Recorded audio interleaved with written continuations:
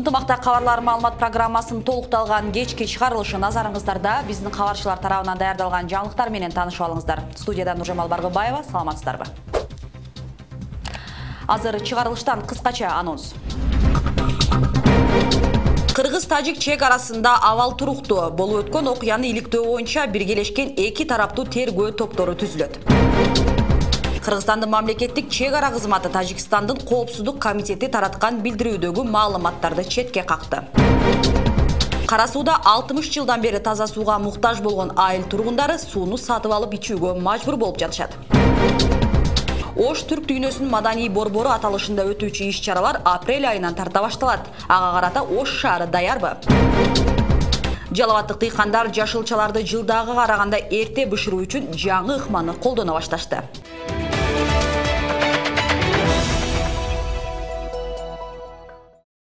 Аксай айылындагы жаш балдар жана аялдар коопсуз жайга убактылуу көчүрүлдү. Учурда эки тараптуу сүйлөшүүлөр уланып, эки өлкөнүн вице-премьер-министрлери тийиштүү кызмат өкүлдөрү менен биргеликте чек арада талкуу жүргүзүшүүдө. Аймакта абал туруктуу, бирок тажик тараптан тосулган Ош-Баткен-Исфана жолу ачыла элек. Каттам Аксай-Рават жолу аркылуу жүрүүдө. Ал эми чырдын чыгышына себеп болгон Аксай-Тамдык жолунун курулушуна тажик тараптын нааразычылыгы негизсиз экени айтылууда. Кененирээк аймактык кабарчыбыз айтып берет. 14 март күнкү ок атуудан улам кооптонгон Аксай айылындагы айрым тургундар Баткен шаарына убактылуу көчүрүлдү. Шарты барлар жакындарыныкына кетишсе, жаш балдар жана аялдар шаардагы 57-лицейде жана мектептерде түнөшүүдө. Жалпысынан 500гө жакын тургун шаарга алып келинип жайгаштырылды. Буларга азыр бүгүнкү күндө шаардык жарандык коргоон штаб, жарандык коргоон кызматтары бар толугу менен тартылып, медициналык жардамдар толугу менен көрсөтүлүп турат. Бала чакабызды Баткенге жеткизип, аялдарды, абышка кемпирлерибизди жеткирип келдик. Өзүбүз эле эркектер калдык азыр ар бир үйдөчү.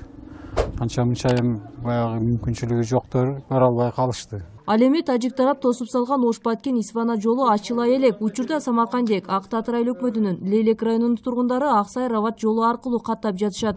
Бирок аталган жол толук бүтпөгөндүктөн каттам кыйын болууда. Начар лай кар сүрүп атат тракторлор. Бул алыс экен. 40 километр ошондой экен. Мурда биз Ош-Исфана жолу менен каттачубуз. Азыр ал жак жабык болуп калганына байланыштуу бул жака салдык. Бул жак менен каттап атабыз. Жол кандай экен? Бул жактын жолу оор экен, начар табашы. Маселени жөнгөрүү үчүн эки өлкөнүн вице-премьер-министрлери жолугуп, чек арада сүйлөшүүлөр жүрүүдө. Азырынча эки элди тең тынчтантуу керектиги сүйлөшүлүп, эки тараптын көйгөйлөрү айтылды. Кетирилген чыгым жана жаратылып каза болгондорго эки тараптуу биргелешкен тергөө группалары түзүлдү. Эми тажик тарап айткан маалыматы боюнча буларда каза болгондор да бар экен. Бул боюнча азыр мына генералдык прокуратура жана ички иштер министрлиги тарабынан биз сунуш бердик. Биргелешкен тергөө группаларын түзүп туруп, ошол иштерди тергеп, анан жыйынтыгын ушул жетекчиликке билдиришине азыр тапшырма бердик. Азыр алар чогуу жумушту башташты.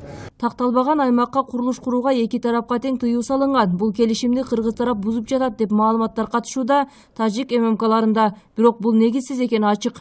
13 март күнкү кыргыз-тажик чек арасындагы чырдын негизги себеби мына ушул Аксай-Тамдык жолунун курулушу. Бул жол 2014-жылы эки тараптуу келишимдин негизинде курулуп баштап, бирок жыл сайын тажик тараптын нараазычылыгынан улам курулуш токтоп келет. Негизи бул жол чек ара шарттуу чек ара сызыгынан эң жакын делген жери 300 метр алыстыкта турат. Ошого карабай тажик тарап негизсиз нараазычылыгын билдирип келишет. Баштапкы этап боюнча биз ошол аймакка мына шарттуу түрдө чек ара сызыгына жакын аймактан эле долбоор сүрөттөлгөн, тартылган да. Бирок тажик тараптын нараазычылыгынан кийин биз ушундай баягы талаш тартыш тажик тараптан бизге мындай бир домат коюлуп калбасын деп биз атайын ошол Аксай-Тамдык жолуну Кыргызстандын ичине аймакка киргизип салып атабыз. 1958-1989 жылдардагы картада да жол курулуп жаткан аймак Кыргызстандын аймагы катары көрсөтүлгөн. Бул жол аркылуу Аксай, Самаркандек, Ак-Татыр, Рават эли Кишемиш жайлоосуна катташат. Жыл сайын жаз алдынан мал айдоодо Тажикстандын Ворух айылын аралап өтүшүп, тажик тараптан кысымчылыктар болуп келген. Андыктан көз карандысыз жолдун курулушун жергиликтүүлөр талап кылышууда.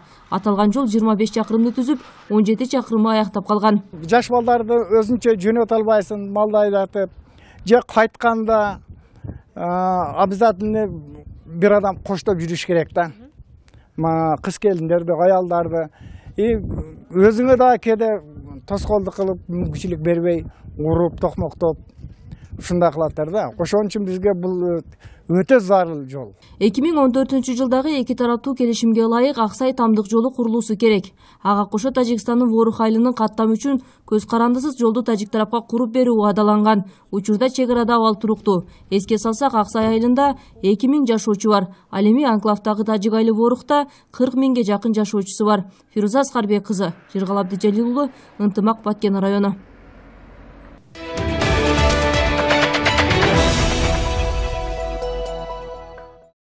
Ошто 60 жылдан бери таза суусуз жашап жаткан айыл тургундары бар. Кара Суу районунун Ташарык айылы негизделгенден бери ичүүчү суу курлары тартылганда эмес. Мунун залакасы азыр жергиликтүү элге тийип, таза сууну сатып ичүүдө. Айыл өкмөт жетекчилери болсо кийинки жылдан тарта таза суу алып келүү аракетинин үстүндө иштеп жатышат. Ичүүчү сууга зар элдин абалынан биздин телетоп кабар алып келген.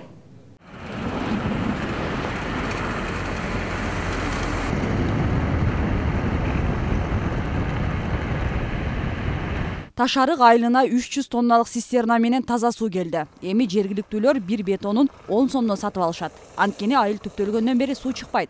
Куурлар дагы тартылган эмес. Жада калса Отсадыр каналы тазаланып жатканына байланыштуу агын суу дагы жок. Же каналда болбосо, же башкада болбосо. Сатып алып ичебиз да сууну. Мен бүгүн машинасын бүгүн көrdüm. 5 күндөн бeri азыр жүгүрүп келгеним. Жетеби, жетпейби десем жетпейт. Бүгүн кеч курун келем деди. Келеби, келбейби, Алла билет onu ya. 10 сомдон алабыз да филягын. Элге таза суу жеткирип берди. Таза суу жеткирип атам. Күнүнө 5 рейслем болот атат. 10 сомдон сатсак, бир бочка суу 450 сом, 500 сом болот. Ошол пулга саларка куюп, кайра алып келип көчө аралап таратып берип атабыз сууну. Айыл өкмөт мага төлөп берем деген. Бирок акчасын бере элек. Жыл сайын каналдагы суу актылуу токтотулган айда айыл өкмөттөн 130 000 сомдон акча бөлүнөт. Ага мынтип бир техника тартылып, элге суу ташыйт. Бирок күнүнө 15 тоннага жакын таза суу айылга толук жетпей калат. Ошондуктан 2 бетондон ашык алгандарга 10 сомдон сатылып жаттыр. Ушул тегеректе биздин бир эле ушул айылда суу маселеси чечилген эмес. Өттө ушул жагы бизге кейиштүү жагы ушул. Азыркы заманда ушундай бир өнүккөн заманда суусу жок жашап атат деген өтө өзүбүз үчүн уят нерсе да. Мындай абал тургундардын кыжырдануусун жаратып келет. Бүгүн айыл аксакалдары нааразычылыгын билдирип чыгышты. Себеби 2 жыл мурун өздөрү каражат чогултушуп, суу чыгаруу боюнча долбоор башташкан. Бирок көчөлөргө турбалар тартылган бойдон жумуш токтоп калган дешүүдө. Бу жерде какой-то бир 500 000ге жакын турбаларды сатып келишип, жерге көмүп алгенде кылганбыз. Полностью мына жерде мектептин жанында көмүп келгенбиз анычы. Ол проектсиз кылган экен. Азыр эми бир кагазды алып келишти, аны билбейм, чынбы, чын эмеспи, аны айта албайм, бирок печаты жок эле 2020-жылга калды деп эме кылыптыр да, жазыптыр да, анан бирок печат жок, кол турат, кол койгон. Элдердин топтоп берген каражатына Бириккен Улуттар уюмунун азык-түлүк программасынан дагы акча кошумчаланышы пландалган эле. Бирок алардын талаптарында суу түтүктөрүн жер астына техниканын жардамы менен эмес, кол менен жер казуу аркылуу ишке ашыруу көрсөтүлгөн. Дал ушул талап жумуш ыргагында аткарылбай, долбоор токтоп калды дешет айыл өкмөт адистери. Ал арада ичүүчү суу менен камсыздоо департаменти кийинки жылга айылга суу чыгарып берилет деген токтомун бекиткенин кабарлашты. Ушул 20-жылы башталып калса, бизде да таза суу проблемасы чечилет деген немебиз бар. ПСДларын даярдап, баарын өткөрүп койгонбуз. Мисалы үчүн Ташарыкка сметасы 19.937.645 сомдук проект жазылып тапшырылган. Мектеп, медициналык тейлөө пункттарына ичүүчү суу акысыз жеткирилүүдө. Антсе да таза суу чыкпагандан кийин жарандар арасында түрдүү оорулар чыгып жатканы айтылды. Нуржамал Баргыбаева, Бексултан Абиев, Ынтымак. Ош шаары түрк дүйнөсүнүн маданий борбору деп жарыяланган мындай чечим 18 декабрда Туркиянын Кастамону шаарында өткөн Түрксойго мүчө өлкөлөрдүн туруктуу кеңешинин 36-отурумунда бир добуштан кабыл алынды. Эми апрель айынан ноябрь айына чейин калада бир катар иш-чаралар өткөрүлөт. Эл аралык деңгээлдеги иш-чарага даярдыктар кандай жүрүүдө? Кабарчыбыз баяндайт. Түрксойдун алкагында өтүүчү иш-чараларга шаар жетекчилиги даярдыкты кызуу баштады. Бул чоң иш-чара 2019 жылы планы менен өткөрүлөт. Анын алкагында илимий конференция жана көргөзмөлөр уюштурулат. Көкбөрү жана башка улуттук спорттун түрү боюнча да мелдештер болуп өтөт. Азыркы тапта иш-чаралар өтүүчү жайларды даярдоо иштери жүрүп жатат. Биз өкмөткө 25 пункттан турган иш-чараны сунуштадык. Ал 25 иш-чаранын ичинде 22 эл аралык иш-чаралар. Анан калганы бул мамлекеттик масштабтагы, жергиликтүү масштабтагы биз иш-чаралар болуп өтөт. Атайын жыйын болуп өттү. Жыйында биз ушул маселени талкууладык. Ал жерде кайсыл жерде болуп өтөт иш-чаралар. Ошолго кандай даярдыктар керек, эмне жасаш керек, баары талкууланып, бүгүнкү күнү ушул үстүндө иштеп жатабыз. Даярдык жүрүп жаткан объектилердин бири Ош шаардык Ахматбек Сүйүнбаев атындагы Борбордук стадиону. Бул спорт ордосу 1960 жылдары курулуп, акыркы жолу 2001 жылы Оштун 3000 жылдыгында гана оңдоп түзөөдөн өткөн. Андан бери реконструкция жүрбөгөн стадион начар абалга келип, көп жерлери эскирип калган эле. Эми мынтип вип зоналары, отургучтары, сырткы жайлары, башкысы элден көп сын айтылган ажатканасынан бери жаңыланууда. Оңдоп түзөөгө кетүүчү каражатты демөөчүлөр көтөрүүдө. Чынын айтыш керек, мэр өзү баш болуп, жергиликтүү ишкерлерди топтоп, өз каалооңар менен, эгер каалооңар бар болсо, стадионду оңдойлу деген демилге көтөрдү. Жергиликтүү, башка жактан эмес, Оштогу эле ишкерлер, жеке ишкерлер өздөрү колдоого алып, бүгүнкү күндө Оштогу Борбордук стадионду реконструкциялоо иштери башталды. Ар бир иштер өз-өзүнчө бөлүп алып, өздөрүнчө уста салып, бүгүнкү күндө иш болуп атат. Аталган иш-чаранын ачылыш аземи 20 апрель күнү дал ушул Ош шаарынын Борбордук стадионунда болуп өтмөкчү. Ал күнү бул жерге чоң сахна курулуп, театрлашкан оюн-зоок, ошондой эле концерттик программалар келген көрүүчүлөргө тартууланмакчы. Мындан сырткары маданий программалар өтүүчү Ош улуттук драма театры жана башка маданий залдар косметикалык оңдоп түзөөдөн өткөрүлөт. Ал эми 20 апрель күнү күндүз өтүүчү иш-чарага Алымбек Татка этнографиялык комплексинде даярдоо иштери башталат. Ош шаарын түрк дүйнөсүнүн маданий борбору болуп тандалууга түрткү берген Сулайман тоодо да жашылдандыруу, көрктөндүрүү иштери жүрүп жатат. Ал эми Түрксойдун алкагында өтүүчү иш-чаралар ушул жылдын ноябрь айына чейин уланат. Эрмек Муратбек уулу, Нурсултан Абдикерим уулу, Ынтымак. Ошто адилеттүүлүк айы башталды. Кыргызстанда 2009 жылдан бери өткөрүлүп келе жаткан бул айда социалдык аз камсыз болгон үй-бүлөлөргө акысыз юридикалык консультация, материалдык жардамдар көрсөтүлөт. Колдоого муктаж үй-бүлөлөргө жардамдарды көрсөтүүгө мекеме ишканалар, жеке ишкерлер тартылган. Ушул күнгө чейин ондогон ашуун үй-бүлөлөргө материалдык колдоолор көрсөтүлдү. Адилеттүүлүк айынын негизги максаты өлкөдөгү жакырчылыкты жоюу, калкты жумуш менен камсыздоо болуп саналат. Саламатсызбы? Кандай саламатсызбы? Жакшысызбы? Денсаулыгыңыз жакшыбы? Кандайсыз? Жакшы. Кыйналбай жакшы жүрөсүзбү? Канышай Көчкөнова экинчи топтогу майып. 4 баласы менен ушул бир бөлмөлүү батирде жашайт. Бир айлык адилеттүүлүк айында Канышай айымга акчалай жардам берилди. 4 балам бар. Мен ушундай оорукчам азыркыдай шүр жакшы. Ушундай бир айлык немелер берилип атат. Кудайга шүр, ушундай рахмат. Ошто социалдык адилеттүүлүктүн бир айлыгы башталды. Эми бир ай ичинде шаардагы аз камсыз болгон үй-бүлөлөргө материалдык жардам жана бекер юридикалык кеңеш берилет. Год отделге кайрылсаңыз, лицепий запасыга кол коюп берadi. Приемниге келип печатын бастырып, ар аптекада 700 сом бекер дарыларды элде бир марта алып кетесиз. Ар бир аймактык башкармалык өзүнүн аймагында мындай үй-бүлөлөргө жардам көрсөтөт. Бир гана аймактык башкармалык эмес, бул иштерге жалпы шаар ичиндеги мекеме ишканалар, жеке ишкерлердин кол кабыш кылуусуна атайын социалдык кызматкерлер тарабынан каттар жөнөтүлгөн. Бизде 16 социалдык мекемелер бар. Ал социалдык мекемелерде жана жардамга муктаж ден соолугу чектелүү балдар, ошондой аз камсыз болгон үй-бүлөнүн балдары окуй турган мектеп-интернаттар бар. Ошондой эле шаарыбыздагы жанагы муниципалдык, аймактык башкармалыктар аркылуу биз биргеликти даярдаган. Бүгүнкү күндө отказ кылган эч ким жок. Жардам беребиз деп эле турушат. Бүгүнкү күндө эми алар өзара чечишип, бизге өздөрүнүн жанагы канча жардам көрсөтө алат, ошонусуна жараша биз анан кийин жарандардын тизмесин жөнөтөбүз да. Бир айлык адилеттүүлүк айы Кыргызстанда 2009 жылдан бери иш-чаралар менен өткөрүлүп келет. Негизги максаты калкты жакырчылыктан чыгаруу, жарандарды толук жумуш менен камсыздоо. Ошто жыл сайын уюштурулган адилеттүүлүк айында ушул күнгө чейин 10дон ашуун үй-бүлөлөргө жардам көрсөтүлдү. Адилеттүүлүк айы бир гана Кыргызстанда эмес, башка өлкөлөрдө да өткөрүлөт. Мухбурат Алибаева, Мунар Арзыбек уулу, Ынтымак. Кыргызстанда эң эрте жашылча жемиштер бышкан Шамалдысай аймагында жер жемиштердин көчөтүн тегүү өнөктүгү башталды.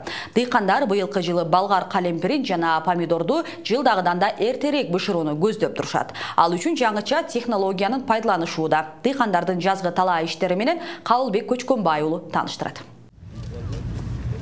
Бул балгар калемпиринин көчөттөрүн дыйкан Алмаз Төрөканов күнөсканада өстүргөн. Эманы атайын даярдалган жерге жумушчулардын жардамында отургузуп чыгат.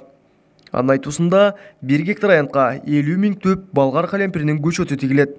Уруктун өзү 2 сомдон башталат. Бушип жетилгенге чейин грубо 10 сомго барат да бир көчөт. 1 гектар жерге 50 000 көчөт кирет. Өзү негизи бир көчөт 2 килограммдан 2,5 килограммга чейин бериш керек да. Жакшылап карасаң. Ошондо 1 гектардан 100 тоннага чейин болгарский алса болот да. Төрөкановдордун жашылча жемиштерин өстүрүп жатканына 10 жылдай болду. Алар үй бүлөсү менен 3 гектар жер иштетишет. Дыйкан быйыл көчөттөрдү жаңы чакма менен өстүрүп көрүүнү чечкен. Анткени жашылчаны эртерээк бышырып, баасы жогору малда сатып калуу зарыл. Былтыр 85тен башталып, аркасы 12 сомго чейин болду да баа. Өзбекстан көйүп кеткенден кийин баа түшүп кетти.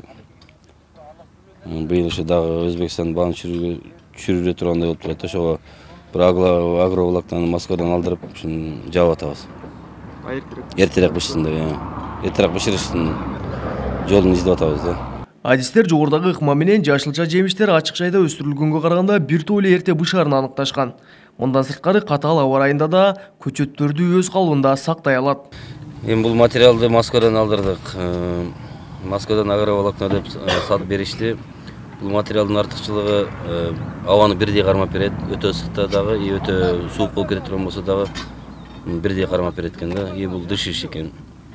Мисалы үчүн үстүнөн мурун пленка жапканбыз. Пленкалар аба киргизбестен өтө эле ысып кеткен да. Шамалсайдагы эгин айдоо күч алган мезгилде жумушчу жетишпей, коңшу Өзбекстандан да адамдар келишет. Анткени 1 гектар жерге көчөт тигүү үчүн 20дан 30га чейин жумушчу керек болот. Бул жерде деле рызкыбыз чыгып турат, ушул жерде деле рызкы бар, табып жесе болот да ушул жерде деле. Бүгүндө эми канча акча табасыңар? Ишке жарашабы? Жок, 8 саат иштейбиз. Ал так 8ден 5ке чейин иштейбиз. 500дөн иштейбиз да. Учурда тигилип жаткан көчөттөр май айында түшүмүн бере баштайт. Дыйкандар өстүргөн жашылчаларын мурдага салыштырмалуу жакшы баада сатып жатканын айтышат. Бирок коңшу Өзбекстандан контрабандалык жол менен кирген продукцияларга көзөмөл күчөсө, жазы менен тер төккөн мээнетибиз кайтпай калуусу ыктымал деп дыйкандар кооптонуп келишет. Кабылбек Көчкөнбай уулу, Тынчбек Долдаев, Жалал Абад облусу. Ош шаарынын жаштар комитети окуучуларга маданий мелдеш уюштурууда. Иш-чарага шаардагы 53 мектеп өкүлдөрү тайпага бөлүнүп, жарышып жатышат. Тайпалык жарышта жеңишке жеткен командалар кийинки турга жолдомо алат. Бул саамалыктын максаты окуучулар арасындагы маданиятты, тарбияны өнүктүрүү, кыргыздын үрп-адаттарын жаштар арасында сактоо жана кийинки муунга калтыруу. Мындай мелдеш бир эле мектептер арасында эмес, лицейлерде да болууда. Азыркы жаштар көп эле интернет, телефон менен алаксыбайлы ушундай өзүнүн чыгармачылык унутуп кеткен када салттарыбызды мындай элге алып, таанылып чыгып, мындай өзүн таанытуу боюнча анан дагы бир жагынан ошо окуучулар, ар бир мектептер бири-бири менен достошуп, таанышып, ошондой эле өздөрүнүн чыгармачылык талантын дагы көп мындай элге сахнага алып чыгып. Мектептерде алиппе майрамдары жыйынтыкталуу алдында турат. Билим берүү министрлиги 1-класстардын алиппе майрамын өткөрүүнү 15 февралдан 15 мартка чейин деп белгилеп берген. Бүгүн Ош шаарындагы Карл Маркс мектеп гимназиясында аталган майрам уюштурулду. Анда 2 класстын окуучулары 1 жыл ичинде алган билимдерин келгендерге тартуулап беришти. Ошондой эле ырырдап би бийлешти. Алардын талантына күбө болууга ата-эне, жакындары келишкен. Белгилей кетсек, 2018-2019 окуу жылына каладагы мектептерге жалпысынан 8931 окуучу кабыл алынган. Биздин Карл Маркс орто мектебинде, номер 2 орто мектебинде 6 1 класстар аяктап атат. Буюрса мына 3-чейрек бүтүп атат. Алардын ичинен 4 орус тилдүү мектептер, 2 кыргыз тилдүү мектептер. Бүгүн кезекте ошо алиппе майрамын өткөрүп атышат. Ата-энелердин бардыгы бүгүн жакшы майрамдык маанайда алиппе майрам өтүп атат. Бүгүн 2 класс өтүп атат. Жалпы класстар бүттү буюрса буга чейин. 1 класстарды бүгүн акыркы ошо 1 А класс жана 1 Б класс өтүп атат. Эсиңиздерге сала кетели, сиздер ушул жана башка маалыматтарды Ынтымак KG сайтынан жана Ынтымактын YouTube баракчасынан көрүп тааныссаңыздар болот. Ал эми мен сиздер менен коштошом. Алдыда аба ырайы тууралуу маалымат бар.